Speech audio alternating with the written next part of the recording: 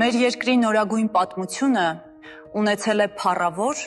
եւ ամոթալի շրջաններ։ Եղավ ժամանակ, երբ երկրի թույլ առաջնորդը ուրացավ հերոսների նվաճած հաղթանակները եւ ամեն կերպ թուլացրեց մեր բանակը։ Թշնամին օգտվեց այդ առիթից։ Սկսվեցին պատերազմներ եւ մենք կորցրինք մեր Արցախը։ Իսկ ինչպես փոխվեց ամեն ինչ։ Մենք ընտրեցինք նոր ուժեղ առաջնորդ, ով կրկնապատկեց ներդրումները բանակում, տեխնոլոգիաները դարձրեց առաջնահերթություն, վերականգնեց զինվորի պատիվը։ Իսկ հետո